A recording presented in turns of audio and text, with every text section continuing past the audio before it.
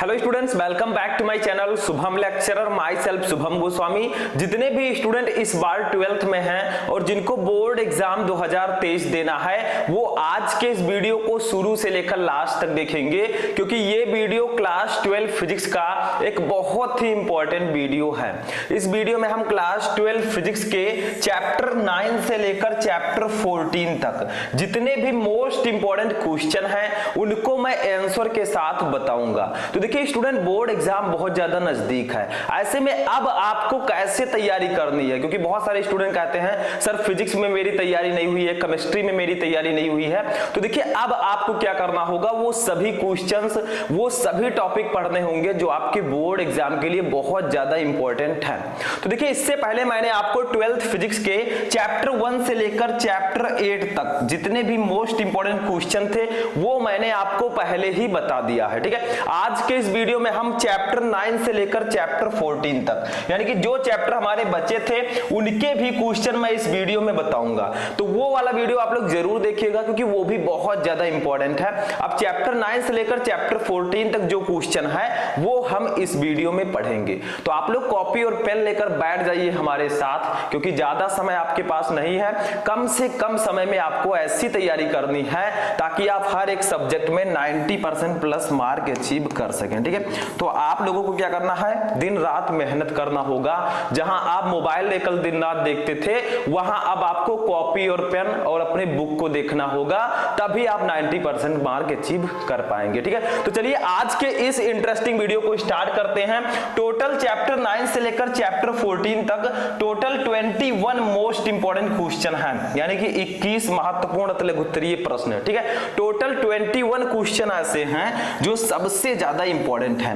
अब इस वीडियो में हम इन्हीं 21 क्वेश्चन को आंसर के साथ पढ़ेंगे। ठीक है, तो चलिए वीडियो को स्टार्ट करते हैं। वीडियो स्टार्ट करने से पहले इस वीडियो को लाइक कर दीजिएगा, चैनल पर नए चैनल को भी सब्सक्राइब कर लीजिएगा ताकि सभी वीडियो आपको टाइम से मिलते रहें। चलिए एक एक क्वेश्चन देखते हैं। सबसे पहला क्वेश्चन हम फर्स्ट क्वेश्चन देखेंगे जो कि हमारे 9 नंबर चैप्टर से है, जिसका नाम है किरण प्रकाशिकी एवं प्रकाशिक यंत्र। देखिए क्वेश्चन क्या है, ये क्वेश्चन अक्सर आता है अतुल्य प्रश्नों में। क्रांतिक कोण की परिभाषा लिखिए, यानी कि क्रांतिक कोण क्या होता है। तो इसका एक बहुत ही सिंपल सा डेफिनेशन है जो आपको याद रखना है। ठीक है, ध्यान से समझिएगा, अभी बहुत सारे हमें क्वेश्चन इसमें पढ़ने हैं जो बहुत ज्यादा इंपॉर्टेंट है। तो देखिए क्रांतिक कोण क्या होता है, एक अच्छा सा हेडिंग डालेंगे ऐसे, और ये जो लाल पीला येलो रेड इन सब पेन का मैं यूज कर रहा हूं, आपको बोर्ड एग्जाम में इनका यूज नहीं करना है। You have to use black and black pen. ठीक है, ब्लैक एंड ब्लू पेन। तो देखिए क्रांतिक कोण क्या होता है, यहां पर ये देखिए सघन माध्यम लिखा है, इसको घा कर दीजिएगा। तो देखिए सघन माध्यम में बना वह आपतन कोण जिसके लिए विरल माध्यम में अपवर्तन कोण 90 डिग्री हो क्रांतिक कोण कहलाता है। यानी कि सघन माध्यम और विरल माध्यम। ठीक है, तो सघन माध्यम में बना वह आपतन कोण जिसके लिए विरल माध्यम में अपवर्तन कोण 90 डिग्री हो उसी को हम बोलते हैं क्रांतिक कोण। तो ये एक सिंपल सा डेफिनेशन है क्रांतिक कोण का, इसको आपको याद करना होगा। इसका कोई ट्रिक नहीं है कि मैं आपको बता दूंगा आपको तुरंत याद हो जाएगा, क्योंकि आगे के जो क्वेश्चन है उसमें मैं आपको बताऊंगा कुछ ट्रिक्स। ठीक है, तो ये बहुत ही सिंपल डेफिनेशन है, इसको तो आप लोग शायद आप लोगों को भी याद भी हो गया होगा, लेकिन अगर आप इसको रिपीट नहीं करेंगे तो भूल जाएंगे। ठीक है, ऐसे देखिए सेकंड क्वेश्चन क्या है उसको समझते हैं। सेकंड क्वेश्चन देखिए, ये भी वन लाइनर क्वेश्चन है, यानी कि एक लाइन का आंसर इसका है। देखिए उस भौतिक सिद्धांत का नाम लिखिए जिस पर प्रकाशिक तंतु का कार्य सिद्धांत आधारित है, यानी कि जो ऑप्टिकल फाइबर होता है प्रकाशिक तंतु, ठीक है, उसका कार्य सिद्धांत प्रकाश की किस घटना पर आधारित है, ये क्वेश्चन आपसे किया जा रहा है अगर सिंपल भाषा में समझे तो। ठीक है, तो देखिए वो आधारित है पूर्ण आंतरिक परावर्तन पर। ठीक है, टोटल इंटरनल रिफ्रैक्शन पर आधारित है। जो हमारा ऑप्टिकल फाइबर का कार्य सिद्धांत है, यानी कि प्रकाशिक तंतु का जो कार्य सिद्धांत है वो पूर्ण आंतरिक परावर्तन पर निर्धारित है। ठीक है, इसी पर वो आधारित है।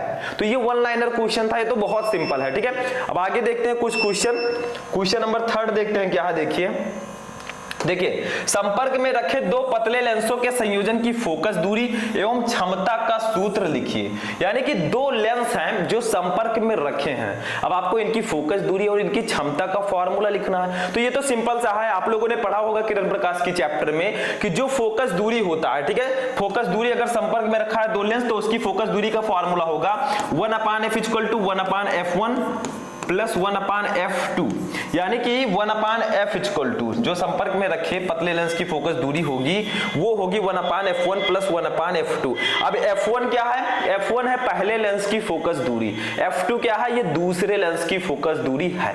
अब देखिए इसी चैप्टर में आपने पढ़ा होगा लेंस की क्षमता, ठीक है। तो लेंस की क्षमता का फॉर्मूला क्या होता है? मैंने पहले भी आपको बताया है, P इक्वल टू होता है 1/f मीटर में, ठीक है, मीटर में। अगर मान लीजिए आप मीटर में लिखते हैं f को, तब तो आपको 1/f लिखना। अगर मान लीजिए आप सेंटीमीटर में लिखते हैं तो 100/f आपको लिखना होगा, क्योंकि 100 सेंटीमीटर इक्वल टू 1 मीटर, ठीक है। तो इसमें आपको करना क्या, देखिए P इक्वल टू 1/f होता है, तो यहां पर 1/f है, तो इसके जगह पर हम P लिख सकते हैं, 1/f1 के जगह पर P1 लिख सकते हैं, 1/f2 के जगह पर P2 लिख सकते हैं। दैट्स वेरी सिंपल, ठीक है। तो यहां पर हम उसी को लिख देंगे कि P इक्वल टू इसको हम लिख सकते हैं P1 प्लस P2।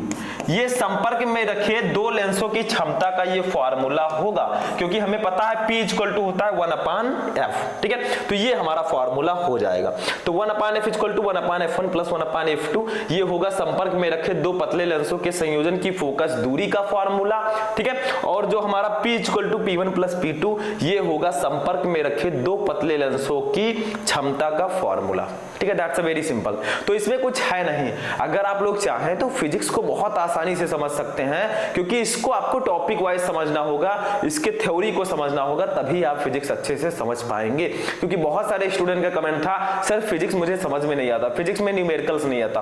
क्यों नहीं आता? जब तक आप फॉर्मूला ही नहीं याद करेंगे न्यूमेरिकल सॉल्व नहीं कर पाएंगे, भूल जाइए, ठीक है। तो फॉर्मूला ज्यादा से ज्यादा याद कीजिए। अब यही फॉर्मूला जो मैंने बताया इसी से आपके न्यूमेरिकल आएंगे, इससे भी आएंगे, तो कैसे सॉल्व करेंगे जब तक आपको पता नहीं होगा, ठीक है। इसीलिए मैं कहता हूं आपको ध्यान से समझना चाहिए, जो भी पढ़ें उसको पूर्ण तरीके से पढ़ें, यानी कि पूरी तरीके से, आधा अधूरा छोड़कर आपको नहीं जाना है, ठीक है।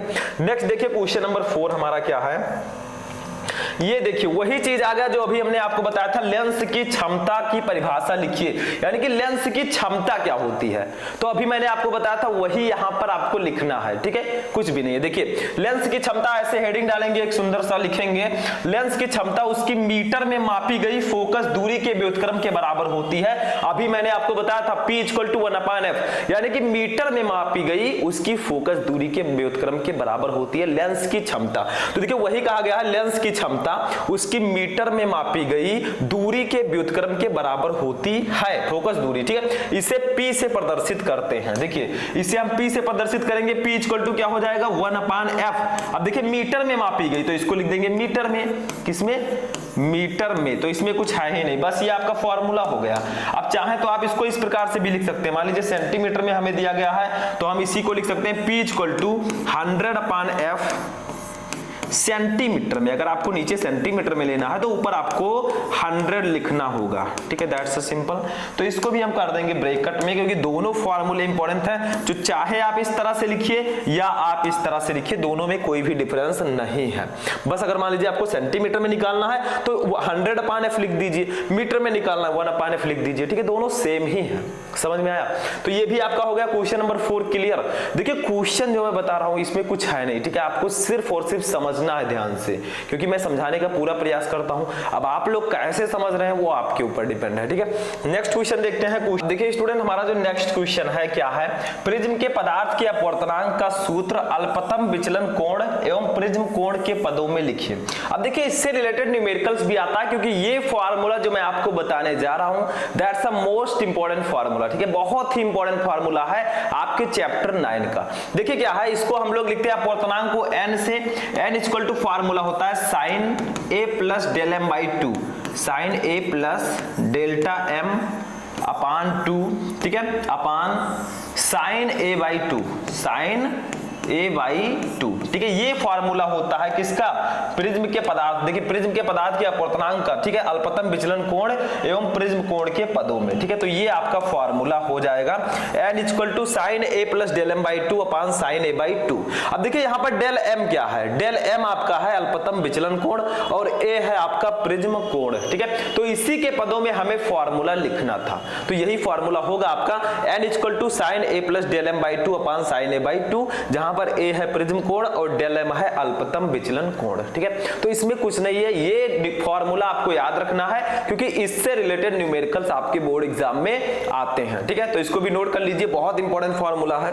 चलिए नेक्स्ट क्वेश्चन देखते हैं, नोट हो गया होगा, वीडियो को पॉज करके आप लोग नोट कर लिया कीजिए। नेक्स्ट क्वेश्चन है नेत्र की समंजन क्षमता से आप क्या समझते हैं, यानी कि जो हमारा नेत्र होता है, जो हमारा आई होता है, इसकी समंजन क्षमता क्या होती है। समंजन क्षमता का मतलब कैपेसिटी, जैसे इसकी कैपेसिटी कितनी है, जैसे हमारी एक कैपेसिटी होती है कि हम इतने किलो वजन उठा सकते हैं, ठीक है, ऐसे इसकी भी एक कैपेसिटी होती है। देखिए इसका पहले हेडिंग डालेंगे नेत्र की समंजन क्षमता, फिर लिखेंगे नेत्र की छवा क्षमता जिसके कारण नेत्र लेंस की फोकस दूरी में परिवर्तन कर नजदीक व दूर की वस्तुओं को स्पष्ट रूप से देखा जा सकता है, नेत्र की समंजन क्षमता कहलाती है।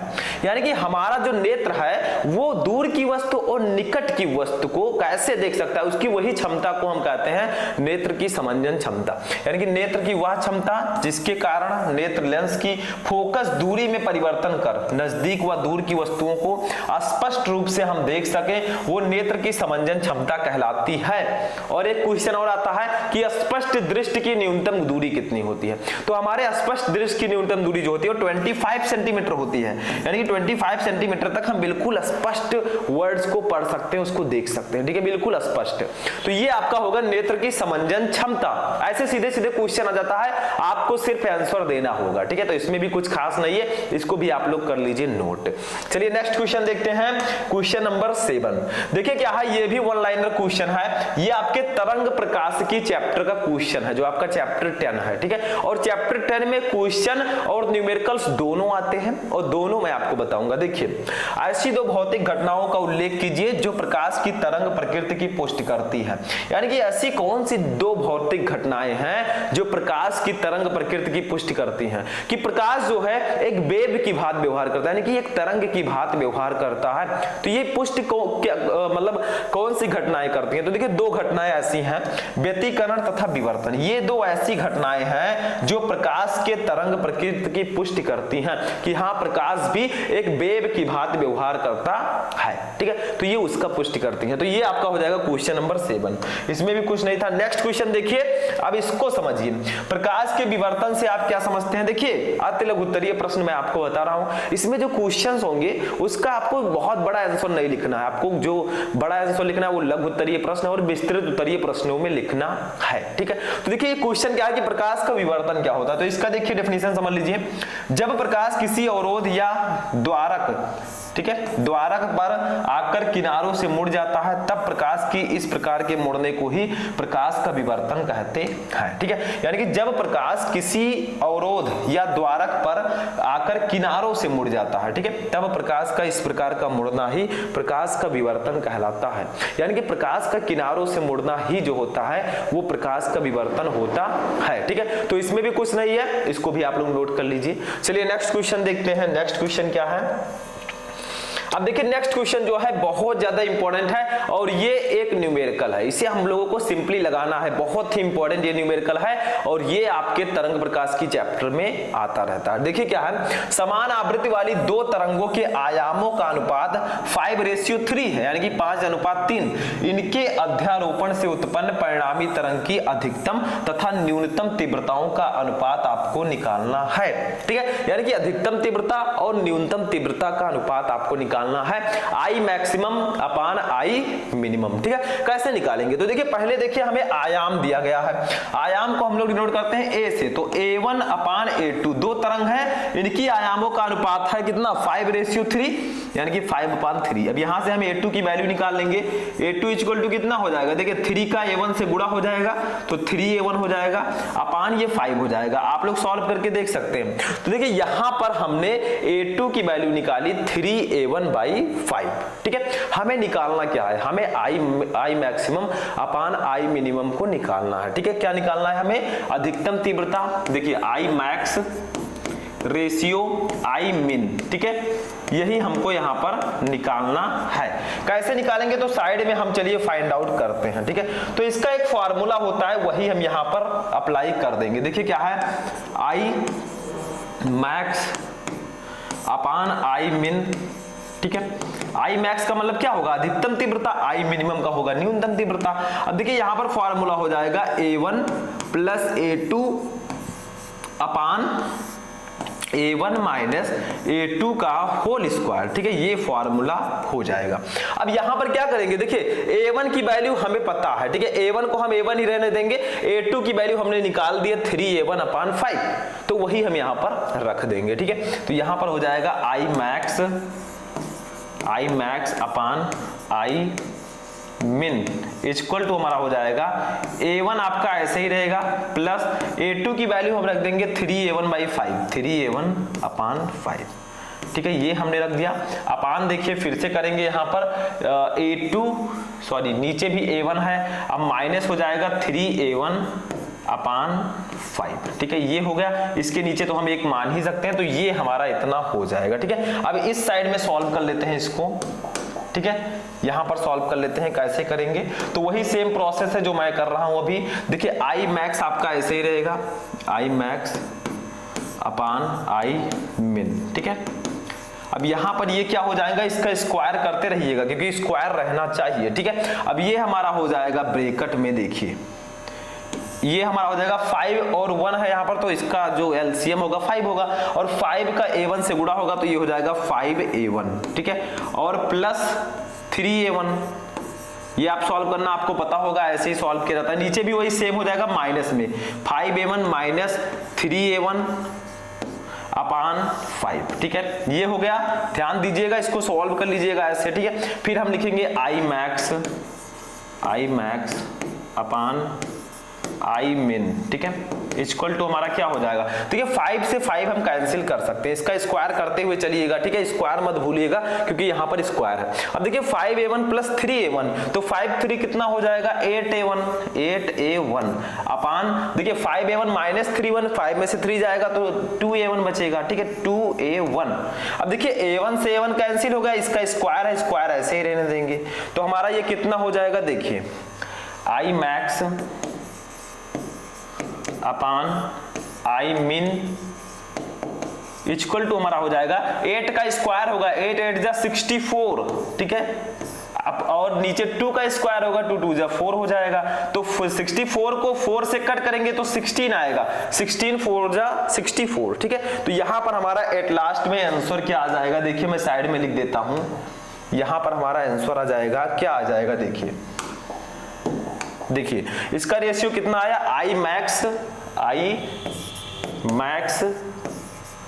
रेशियो आई मिन, ठीक है, आई मिन इक्वल टू कितना आया, देखिए इक्वल टू आ गया 16:1, और यही हमारा आंसर हो जाएगा, ठीक है। यहीं पर आपका ये क्लियर हो गया था 16:1, और यही हमारा आंसर हो जाएगा। तो इसमें कुछ करना नहीं है, I maximum ratio I minimum हमने निकाल दिया, 16:1 हमारा आ जाएगा। तो देखिए मैंने स्टेप बाय स्टेप समझाया, ठीक है, जगह थोड़ा कम था लेकिन तब भी मैंने आपको यहां पर समझा दिया है। हमें A1 अपान A2 यानी कि तरंग के आयामों का अनुपात दिया गया था, हमने लिख दिया, ठीक है।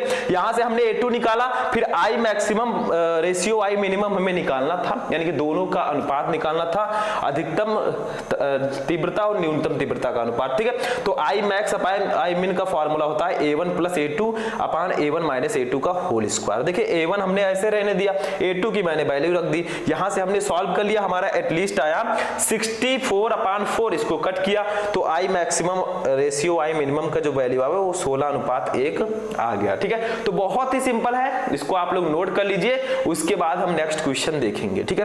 तो नोट कर लीजिए, इसको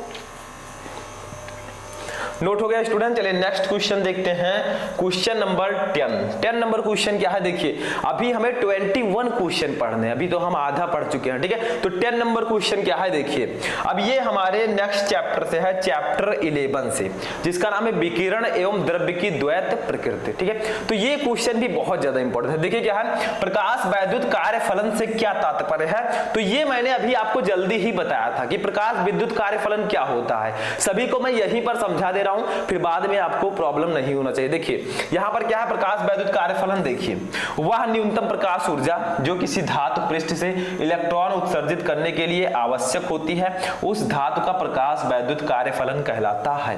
तो देखिए ये मैं आपको पहले भी बता चुका हूं और एक बार मैं फिर से बता रहा हूं, क्योंकि मैं चैप्टर 9 से चैप्टर 14 तक क्वेश्चन बता रहा हूं, तो ये आपको बताना पड़ेगा। तो देखिए क्या है कि एक धातु है, मान लीजिए ये, ठीक है, ये क्या है, एक धातु है। जैसे आप ले लीजिए कोई लोहा ही है मान लीजिए, अब इसके अंदर बहुत सारे इलेक्ट्रॉन्स होंगे, सभी को पता है, ठीक है, क्या होंगे इसके अंदर, छोटे छोटे इलेक्ट्रॉन्स होंगे। तो ये इलेक्ट्रॉन है इसके अंदर, ठीक है, ये इलेक्ट्रॉन है। अब देखिए कोई प्रकाश आता है, ठीक है, एक प्रकाश मान लीजिए यहां से ये आया, ठीक है, और इस धातु की सतह से गिरा, धातु की सतह पर ये प्रकाश आकर आपतित हुआ। देखिए प्रकाश है, ठीक है, तो क्या होगा, इस आपतित प्रकाश की वह न्यूनतम ऊर्जा जो किसी धातु पृष्ठ से इलेक्ट्रॉन उत्सर्जित कर दे। तो देखिए यहां पर हुआ क्या कि इस पृष्ठ से जो इलेक्ट्रॉन है वो उत्सर्जित होकर बाहर आने लगे। तो इस आपतित प्रकाश की वह न्यूनतम ऊर्जा जो इस धातु की सतह से इलेक्ट्रॉनों का उत्सर्जन कर सके, इसको हम लोग बोलते हैं प्रकाश वैद्युत कार्यफलन। और प्रकाश विद्युत उत्सर्जन क्या होता है, देखिए जब किसी धातु की सतह पर कोई प्रकाश आपतित होता है तो उससे इलेक्ट्रॉन उत्सर्जित होने लगते हैं, इसको हम प्रकाश वैद्युत प्रभाव या प्रकाश वैद्युत उत्सर्जन कहते हैं। यहीं पर एक टॉपिक और समझ लीजिए, देहली आवृत्ति और देहली तरंगदैर्ध्य। तो देखिए वो भी सिंपल सा है। देखिए आपतित प्रकाश की वह न्यूनतम आवृत्ति जो धातु की सतह से प्रकाश इलेक्ट्रॉनों का उत्सर्जन कर सके, वो क्या कहलाएगी, देहली आवृत्ति कहलाएगी। ऐसे ही देहली तरंगदैर्ध्य भी है, आपतित प्रकाश की वह न्यूनतम तरंगदैर्ध्य जो किसी धातु की सतह से प्रकाश इलेक्ट्रॉनों का उत्सर्जन कर सके, वो देहली तरंगदैर्ध्य कहलाएगी।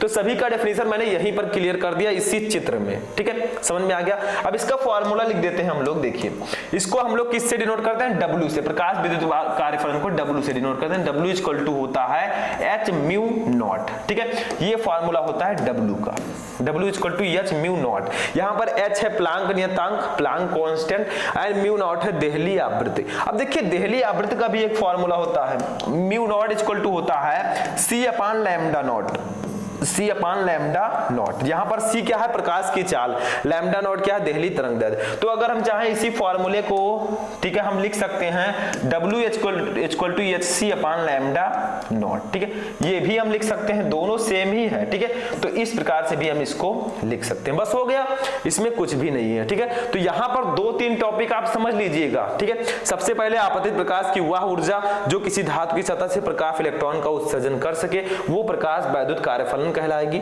ठीक है। आपतित प्रकाश की वह न्यूनतम आवृत्ति जो किसी धातु की सतह से इलेक्ट्रॉन का उत्सर्जन कर सके, वो देहली आवृत्ति कहलाएगी।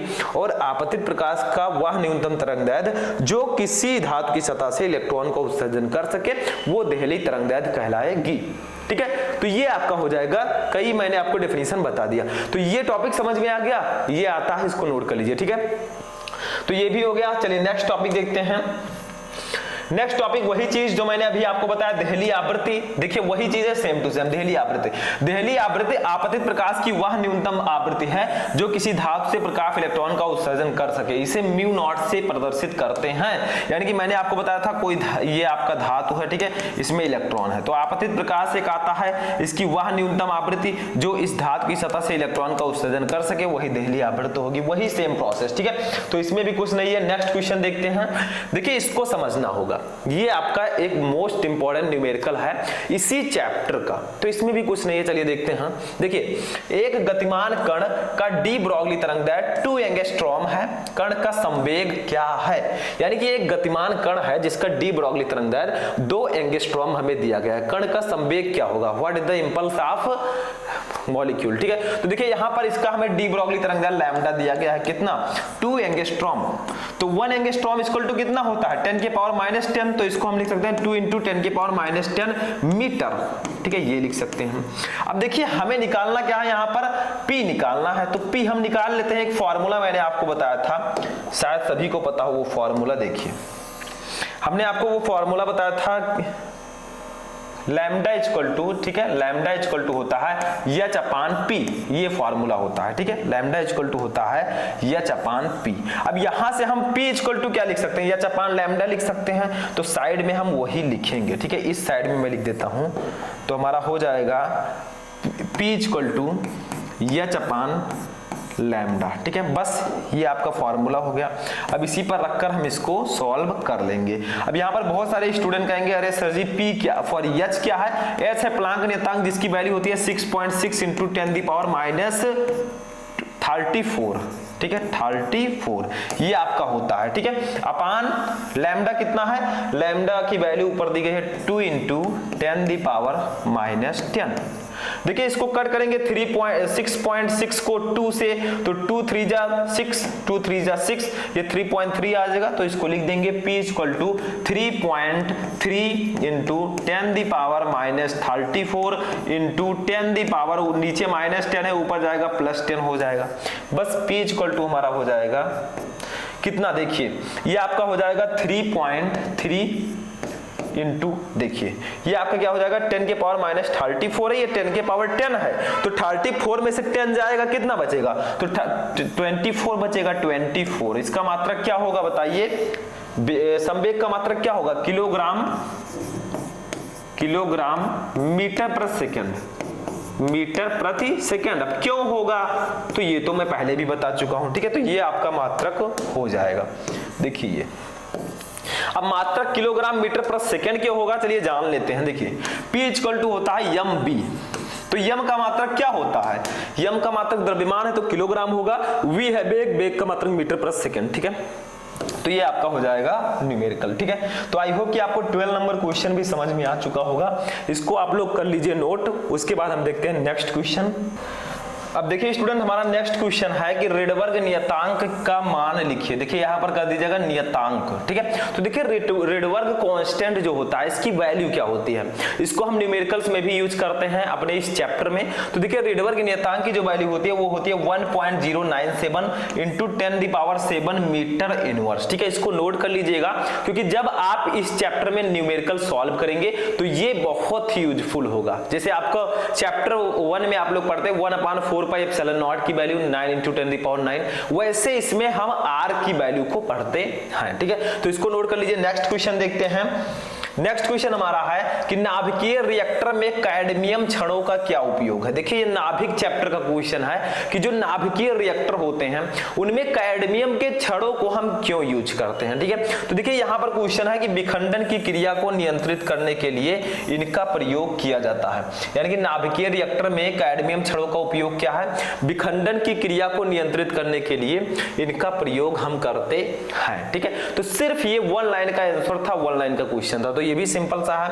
नेक्स्ट क्वेश्चन देखते हैं, क्वेश्चन नंबर 15। देखिए नाभिकीय रिएक्टर में मंदक का क्या उपयोग है। यानी कि जो नाभिकीय रिएक्टर होता है उसमें मंदक का हम क्यों यूज करते हैं, आखिर मंदक का उपयोग क्या है। ठीक है, तो देखिए न्यूट्रॉन की गति को मंद करने के लिए मंदक का उपयोग किया जाता है। नाम से स्पष्ट है मंदक, मंदक का मतलब मंद करना यानी कि धीरे करना। ठीक है, तो न्यूट्रॉन की गति को कम करने के लिए आप बोल सकते हैं, या न्यूट्रॉन की गति को धीरे करने के लिए हम मंदक का यूज इसमें करते हैं। ठीक है, नेक्स्ट क्वेश्चन देखिए, क्वेश्चन नंबर 16। नाभिकीय रिएक्टर में प्रयुक्त किए जाने वाले किन्हीं 2 मंदकों के नाम लिखिए।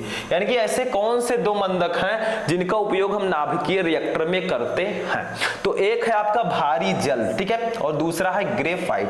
ये दोनों ऐसे रिएक्टर हैं, ऐसे मंदक हैं जिनका उपयोग हम नाभिकीय रिएक्टर में करते हैं। ठीक है, भारी जल एंड दूसरा है ग्रेफाइट। तो ये सब तो 1 लाइनर क्वेश्चन है, ऐसे आ जाएगा, तो आपको सिंपली इसका आंसर देना है। ठीक है, नेक्स्ट क्वेश्चन देखते हैं, क्वेश्चन नंबर 17। देखिए क्या है, नाभिकीय रिएक्टर में कैडमियम छड़ों का क्या उपयोग है। तो ये क्वेश्चन दोबारा रिपीट हो गया है। अभी मैंने आपको बताया था कि विखंडन की क्रिया को मंद करने के लिए इसका उपयोग करते हैं। ठीक है, विखंडन की क्रिया को नियंत्रित करने के लिए। अब देखिए 18 नंबर क्वेश्चन, ठोसों में उपस्थित ऊर्जा बैंडों के नाम लिखिए।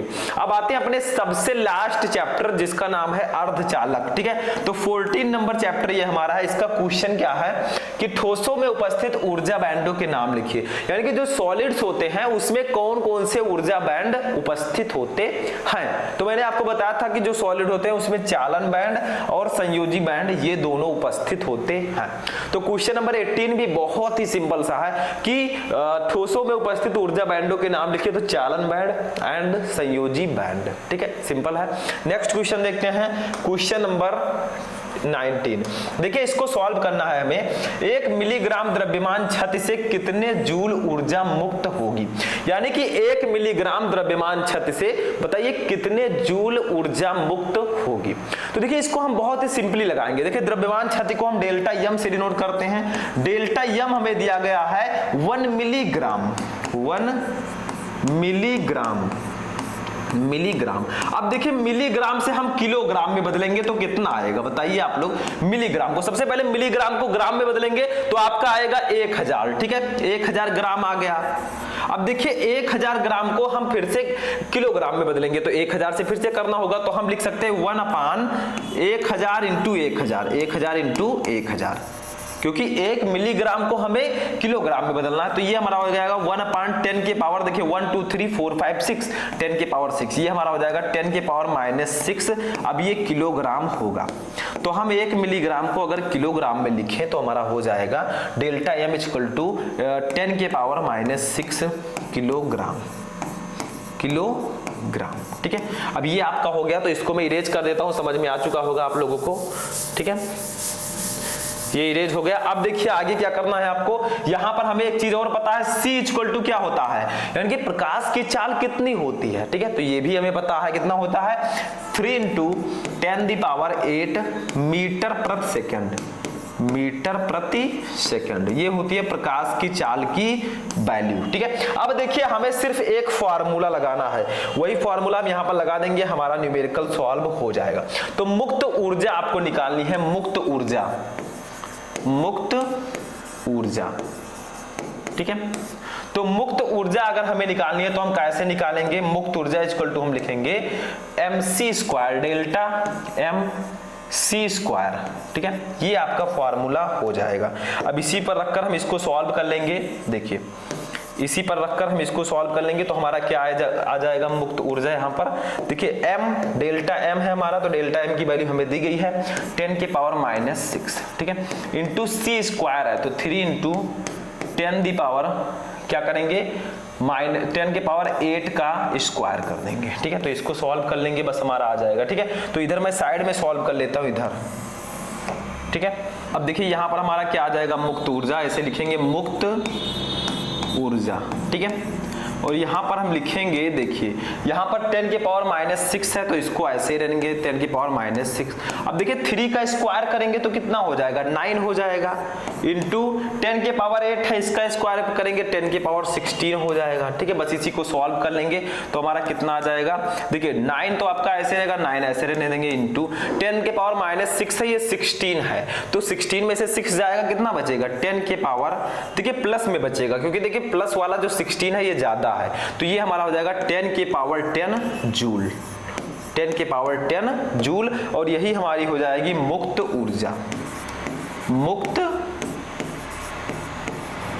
ऊर्जा, ठीक है। ये हमारा न्यूमेरिकल लग चुका है। तो इसमें भी कुछ नहीं है, मुक्त ऊर्जा कैसे निकालेंगे, क्योंकि आपसे पूछा गया था 1 मिलीग्राम द्रव्यमान छत से कितने जूल ऊर्जा मुक्त होगी, तो वो हमारी होगी 9 × 10⁻10 जूल, ठीक है। तो ऊर्जा का मात्रक क्या होता है, जूल होता है, तो जूल मैंने लिख दिया, सिंपल है, ठीक है। तो इसको नोट कर लीजिए, बहुत ही सिंपल है। सिर्फ आपको द्रव्यमान छत डेल्टा एम दिया गया था मिलीग्राम में, इसको मैंने किलोग्राम में बदला। हमें प्रकाश की चाल की वैल्यू पता है 3 × 10⁸ मीटर प्रति सेकंड। मुक्त ऊर्जा हमें निकालना था, मुक्त ऊर्जा का जो फॉर्मूला होगा डेल्टा mc², m की वैल्यू डेल्टा m की वैल्यू रखेंगे, c की वैल्यू रखेंगे, एटलीस्ट जो हमारी ऊर्जा आएगी वो 9 × 10⁻10 जूल आएगी, ठीक है। तो इसमें भी कुछ नहीं है, that's a very simple question, तो ये भी आप लोग सॉल्व कर सकते हैं, ठीक है। नेक्स्ट क्वेश्चन देखते हैं इसी चैप्टर से। देखिए नेक्स्ट क्वेश्चन क्या है, अर्धचालक क्या होता है, किसी एक अर्धचालक का नाम लिखिए, व्हाट इज सेमीकंडक्टर, ठीक है, और आपको किसी एक सेमीकंडक्टर का नाम लिखना है। अर्धचालक, ठीक है, यानी कि आधा चालक। तो देखिए अर्धचालक, ऐसे एक हेडिंग डालेंगे, अच्छा सा लिखेंगे, वे ठोस पदार्थ जिनकी वैद्युत चालकता चालकों से कम परंतु अचालकों से अधिक होती है अर्धचालक कहलाते हैं। यानी कि ऐसे ठोस पदार्थ जिनकी चालकता चालकों से तो कम होती है, कंडक्टर से, क्योंकि अर्धचालक अर्धचालक का मतलब जो आधे चालक हो आधे अचालक हो, ठीक है, अर्धचालक। तो इनकी जो चालकता होगी वो चालकों से कम होगी लेकिन अचालकों से अधिक होगी, यानी कि बीच में है, ठीक है, उसे हम अर्धचालक कहते हैं। एग्जाम्पल में कुछ ले लेते हैं, एग्जाम्पल में जैसे जर्मेनियम, सिलिकॉन, ये सब अर्धचालक हैं, ठीक है। तो इसमें कुछ नहीं है, ये आपका नेक्स्ट क्वेश्चन था। तो ये थे आपके 20 मोस्ट इंपॉर्टेंट। एक और क्वेश्चन है, देखिए एलईडी का पूरा नाम लिखिए। एलईडी आप लोग भी यूज करते हैं, एलईडी बल्ब भी यूज करते होंगे, ठीक है। तो एलईडी का फुल फॉर्म क्या होता है, व्हाट इज एलईडी? तो एलईडी का फुल फॉर्म होता है लाइट एमिटिंग डायोड, जिसे हम इंग्लिश में बोलते हैं प्रकाश उत्सर्जक डायोड, ठीक है। इंग्लिश में बोले तो लाइट एमिटिंग डायोड, हिंदी में बोले तो प्रकाश उत्सर्जक डायोड। तो ये भी बहुत सिंपल सा था, वन लाइनर। तो ये थे आपके 12th फिजिक्स के चैप्टर 9 से लेकर चैप्टर 14 तक कितने question, total 21 most important question. अब कमेंट करके आप लोग बताइए इन 21 क्वेश्चन में से कितने क्वेश्चन आपको ऑलरेडी पता थे। तो चलिए हम मिलते हैं किसी नेक्स्ट वीडियो में नेक्स्ट टॉपिक के साथ, तब तक के लिए जय हिंद।